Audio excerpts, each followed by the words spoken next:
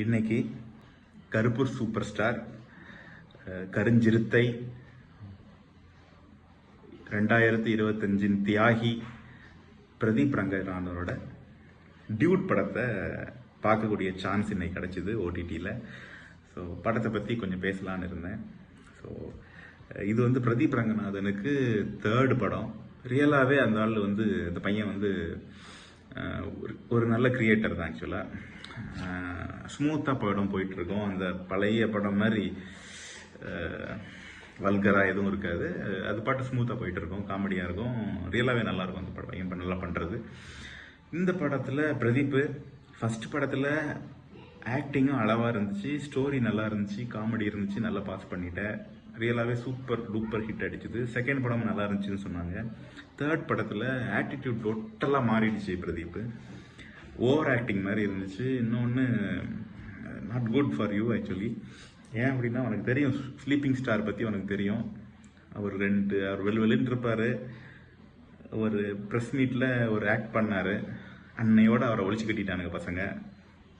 என்ன மாதிரி வன்ம குடோன்கள் தான் தாராளமாக அடித்து காலி பண்ணானுங்க. யூடியூப்பு, ஃபேஸ்புக்கு, இது ட்விட்டரு வச்சு அடித்த அடியில் அவர் இதுவரைக்கும் அவர் எலும்பில். நீ கருப்பாக இருந்ததுனால நீ தப்பிச்ச. இதே இது நீ கொஞ்சம் வெள்ளைன்னு இருந்துருந்தீங்கன்னா எங்களை மாதிரி உள்ள வன்ம குடோன்கள் எல்லாம் வச்சு அடித்த காலி பண்ணியிருப்போம். பார்த்துக்க. அடுத்த படத்தில் கொஞ்சம் அளவான ஆக்டிங்கை போடு, நல்லா பண்ணுவேன் நீ, எங்களுக்கு தெரியும். ஸோ இந்த படத்துக்கு போனோன்னா பையனோட வேலை ப்ராங்க் பண்ணி காதல், கல்யாணம் ஆனவங்க ஆகாதவனுங்க அவங்களுக்குள்ளால ப்ராங்க் பண்ணி அவங்கள சர்ப்ரைஸ் கொடுக்கறது. அதுதான் அவங்களோட தொழில். எந்த கர்மாந்திரம்னு தெரியல. ஓகே, இதுதான் பண்ணி பிழைச்சிக்கிட்டு இருக்கிறாங்க. ஸோ ஹீரோயின் மமிதா பைஜு, கேரளா, அவங்களுக்கு தெரியும், நல்லா ஆக்ட் பண்ணும் அந்த பொண்ணு. இந்த படத்துக்கு அந்த பொண்ணு நல்லா ஆக்ட் பண்ணியிருக்காங்கன்னா டோட்டலாக இல்லை. அந்த படத்துக்கு அந்த ஒர்த்து இல்லை. ஆக்சுவலாக அந்த பொண்ணுக்கு இந்த கதையில் மேட்ச் ஆகலை. ஸோ எப்படி ஸ்டோரி ஆரம்பிக்குதுன்னா, இவர் வந்து எங்கேருந்தான் கிடைக்குதுன்னு தெரில, இவருக்கு மட்டும் வெள்ளையா லவர்ஸு. பையன் கரிஞ்சிருத்த மாதிரி இருக்கான், சிறுத்தை குட்டியாட்டு இருக்கிறான். ஆனால் கிடச்சிருச்சு. ஸோ ஃபஸ்ட்டு வந்து ஒரு பொண்ணு கல்யாணம் நடக்குது, வெள்ளுன்னு இருக்குது அந்த பொண்ணு. இவர் போகிறாரு. ஸோ அப்போ பார்க்கும்போது தெரியுது, இவர் போய் கேட்குறாரு, என்னை ஏன் கரட்டி விட்ட சொல்லு அப்படின்னு கேட்குறாரு. அந்த பொண்ணு அதில் ஒரு சின்ன கலாபர் நடக்குது. ஸோ மமிதா பைஜு தான் அவனை பிக்கப் பண்ணிட்டு போகிறாங்க. ஸோ அதுக்கப்புறம் மமிதா பைஜு நம்ம பிரதீப்புக்கு ப்ரப்போஸ் பண்ணுறாங்க. அதை இவரால் அக்செப்ட் பண்ண முடியல. ஃப்ரெண்டாக தான் நான் பார்க்குறேன்னு ஓல் விடுவார். சரி, ஓகே. அதுக்கப்புறம் பசங்கள்லாம் சேர்ந்து ஃபீலிங்ஸை கிரியேட் பண்ண உடனே இவருக்கு லவ் வந்துடும். அந்த அம்மா வெளியே பெங்களூர் எங்கேயோ போய் படிக்க போயிடும். அதுக்கப்புறம் கல்யாணம் பேச போவார். அவங்க அப்பா வந்து சரத்குமார், பொண்ணோட அப்பா சரத்குமார். அவங்க அப்பாட்ட போய் பேசுவார். அவங்க அப்பா ரொம்ப ஹாப்பியாக ஓகேன்னு சொல்லி கல்யாணத்தை அரேஞ்ச் பண்ணிடுறாங்க. நாளைக்கு கல்யாணம். இன்னைக்கு நைட்டு பிரதீப்புக்கு கொஞ்சம் காஜி வந்துடுது போல தெரியுது. பொண்ணோட ரூமுக்குவே சரி கொஞ்சம் வேலையை பார்க்க போவார். அந்த பொண்ணு நிறுத்தி நான் வேற ஒருத்தனை லவ் பண்ணுறேன்னு சொல்லும். ஓகே, அப்போது லவ் பண்ணுறாங்களா அப்படின்னு சொன்ன உடனே பிரதீப் வந்து அவங்க அப்பாட்ட போய் சொல்லிடலாம் அப்படின்னு சொல்லி போவாங்க. அங்கே தான் அவங்க அப்பா ஒரு டிஸ்ட் கொடுப்பாரு. ஒரு அப்பானா என்ன பண்ணுவாங்க யூஸ்வலாக, என்ன வேலை செய்கிறான்னு ஃபஸ்ட்டு கேட்பாங்க. ஒரு வேலை வெட்டிக்கும் போகலை, பிச்சைக்கார பயலாக இருக்கிறான் அப்படின்னு சொன்னான்னா செவிலே 2 போடணும் ஆக்சுவலாக. ஆனால் அதை கூட இவருக்காக கடந்து போயிடுறாரு. ஓகே, பரவாயில்ல, நம்மகிட்ட தான் பல லட்சம் கோடி இருக்குதேன். ஏன் நம்ம ஸ்டேட்டில் பாலிடிக்ஸ் இல்லையா, அவர் பாலிடிக்ஸில் இருக்கிறார். ஆக்சுவலாக பால்வளைத்துறை அமைச்சராக இருக்கிறாரு. அப்போ எப்படியும் 1 லட்சம் கோடி 2 லட்சம் கோடி சம்பாதிப்பாங்க இல்லையா. நம்ம நப்போகிட்ஸ் கூட சம்பாதிச்சிருக்கிறாங்களே நம்ம தமிழ்நாட்டில். ஆட்சியில் இருக்கிற நப்போகிட்ஸ்லாம் பல லட்சம் கோடி சம்பாதிச்சிருப்பாங்க இல்லையா. ஸோ அவ்வளோ காசு வச்சுருக்காரு. பிச்சைக்கார பையில எப்படி ஒத்துப்பார் அவர். ஆனால் அது ஒத்துக்கிட்டாரு. அவ்வளோ பெரிய மனசு அவருக்கு. பட் காஸ்ட் இக்குவேஷனில் மேட்ச் ஆகலை. ஓகே ஓகே, அப்போ கல்யாணம் பண்ணுறதுக்கு ஓகே, பிரதீப் கூட தான் கல்யாணம் பண்ண போகிறாங்கங்கிற மாதிரி இருக்குது. அது வரைக்குமே மிரட்டி கல்யாணம் பண்ணிடலாம் அப்படின்னு நினைக்கிறாரு அவங்க அப்பா சரத்குமார் ஐயா. அதுக்கப்புறம் மாப்பிள்ளை என்ட்ரி. இப்போ தான் ஒரு மிகப்பெரிய ட்விஸ்ட்டு.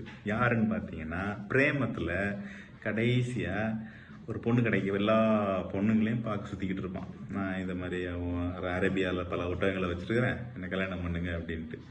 ஈவன் ஏதாவது ஒரு கலர் துணி கீழே இருந்தால் கூட அதுக்கிட்ட போய் பேசுவான். அந்தளவுக்கு காஜி பிடிச்சவன். அவன் இங்கே மாப்பிள்ளை விளங்கிடும்டா பிரதீப், அட்லீஸ்ட் நீ அந்த வேலையாவது செஞ்சுருக்கிற, மாமா வேலை பார்த்து சேர்த்து வச்சிருக்கிற.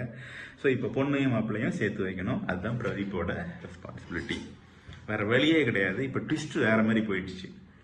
கல்யாணத்தை நான் பண்ணு, வேலையை நீ பண்ணு அப்படிங்கிற மாதிரி ட்விஸ்ட் போயிடுச்சு. சரி, ஓகே, கல்யாணம் முடிஞ்சிடுச்சு. அதுக்கப்புறம் இவங்களை அப்ராட் போகலாம், தப்பிச்சு போயிடலாம் அப்படின்னு தாய்லாண்டுக்கு பிளான் பண்ணுறாங்க. விசா அப்ளை பண்ணும்போது தான் தெரியுது இந்த புறம்போக்குக்கு பாஸ்போர்ட்டே கிடையாதுன்ட்டு. ஒரு பாஸ்போர்ட் இல்லாத ஒரு நாய், பாஸ்போர்ட்டு கூட இல்லாதவன் மபிதா பைஜுவை லவ் பண்ணுறானாமா, விளங்கிடும். ஓகே, எப்படி தான் அந்த பொண்ணுங்களுக்கு வேலை வெட்டி இல்லாதவங்க மேலே லவ் வருதுன்னு தெரியல. Okay, good. அதுக்கப்புறம் பார்த்தா அந்த டைமில் தான் தெரியுது இவங்க ப்ரெக்னென்ட் ஆகிருக்கிறாங்க அப்படின்ட்டு. ஓகே, ப்ரெக்னென்ட் ஆகிருச்சாங்க அப்படிங்கும்போது அபார்ட் பண்ணிக்கலான்னு போகிறாங்க. முடியாதுன்னு அந்த பொண்ணு சொல்லுது. அதுக்கு அந்த ஃபீலிங்ஸ்லேயே உருண்டுகிட்டு இருக்காங்க. ஓகே, அப்புறம் குழந்தையும் பிறந்துடுச்சு. அதுக்கப்புறம் இதை வெளியே தெரிஞ்சிடும் இல்லையா, ஒரு விஷயத்தை எப்படினாலும் தெரியும், மறைக்க முடியாது இல்லையா. ஸோ தெரிஞ்சிடுச்சு. இவங்க போய் சரத்குமார் ஐயாட்ட போய் பேசுகிறாங்க. அவர் அந்த சின்ன பையன் மேபி சின்ன பையன் மேபி ஒரு 2 இயர்ஸ் ஒரு 1 இயர் இருக்கும், அவ்வளோதான் நினைக்கிறேன். கொல்றதுக்கு தூக்கிட்டு போகிறாரு. அதுக்குள்ளே அவருக்கு ஹார்ட் அட்டாக் வந்துடுது. ஹாஸ்பிட்டலுக்கு கூப்பிட்டு போயிடுறாங்க. அந்த மாதிரி ஸ்டோரி போயிட்டு முடிஞ்சிடுது. கடைசியாக இவங்க 2 பேரும் ஜாயின் பண்ணிடுறாங்க. எல்லா ஃபேமிலியும் சேர்ந்துடுறாங்க. எல்லா ஃபேமிலியும் ஓகே அக்செப்ட் பண்ணிக்கிட்டாங்க. யார் சரத்குமார் இந்த லவ்வை வேலை வெட்டி இல்லாதவங்க கூட இருக்கிற லவ்வை அக்செப்ட் பண்ணிக்கிட்டாரு. ஸோ இப்போ ஹாப்பியாக எல்லாரும் ஜாயின் பண்ணிட்டாங்க. அடுத்தது பார்த்தீங்கன்னா பிரதீப்புக்கு பொண்ணு தேடுறாங்க. அப்போ ஒரு வெள்ளைன்னு ஒரு பொண்ணு கிடச்சிடுச்சு. இந்த ஸ்டோரியோட மாரல் என்னன்னா, ரியலாகவே சொல்கிறேன், தமிழ்நாட்டில் இருக்கிற கருஞ்சிறுத்தைகளுக்கு, கருத்த சூப்பர் ஸ்டார்களுக்கு பிரதீப் ரங்கநாதன் தான் ஒரு முன் உதாரணமாக இருக்கிறாரு, ஒரு ரோல் மாடலாக இருக்கிறாரு. ஏன்னா எவ்வளோ கருப்பாக இருந்தாலும் வெள்ளையான ஒரு பொண்ணை உஷார் பண்ண முடியும் அப்படிங்கிறத பிரதீப் ரங்கநாதன் 3 படத்தில் நிரூபிச்சிட்டாரு. ஸோ இது நம்மளை மாதிரிப்பட்ட பசங்களுக்கு, எனக்கு கல்யாணம் ஆகிடுச்சு என்ன விட்டுருங்க, என் கலரில் இருக்கிற பசங்களுக்கெல்லாம் ஒரு மோட்டிவேஷன். பிரதீப் தான் எங்களை மாதிரி இருக்கிற ஆளுங்களுக்கு ஒரு மோட்டிவேஷனாக இருக்க போகிறாரு. எங்களாலையும் உஷார் பண்ண முடியும், அந்த சிவப்பு கலர் உள்ள பொண்ணுங்களை உஷார் பண்ண முடியும் அப்படிங்கிறத பிரதீப் ரங்கநாதன் இந்த படம் மூலமாக தெளிவாக வர வச்சிருக்காரு. ஆனால் தியாகியா நாங்கள் இருக்க விரும்பலையா, வேணாம்.